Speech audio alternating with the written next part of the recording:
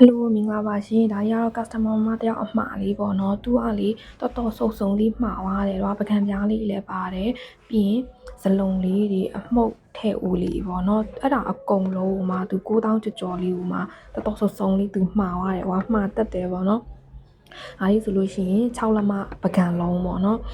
အဲ့ဒါလေးဆိုတစ်လုံးမှာဘယ်လောက်မှမရှိဘူးเนาะမအများကြီးဝယ်လို့ဆိုသူ့ကိုဈေးလျှော့ပေးလိုက်သေးတယ်ဒါလေးဆိုလည်းမ9500နဲ့ပေးလိုက်တာတော့ကြလို့နဲ့စုံအုပ်လေးတွေ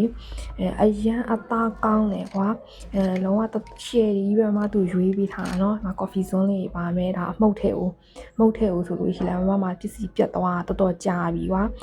ဒါလေးလည်းသူက9ဦးမှာသွားတယ်အဲ့လေးဆိုမှအဝါဖောက်လေးတွေဟိုမှာလေးလှလှလေးကွာရွေးပေးထားပါတယ်ဒီအမှုတ်ထဲဦးလေးကနောက်ပိုင်းကျရင်တော့အများကြီးရမှာเนาะအခုကတော့မမ20လောက်ပဲကျန်တော့တယ်ကွယ်ပြီးတော့ဒါလေးတွေမှာသွားပါတယ်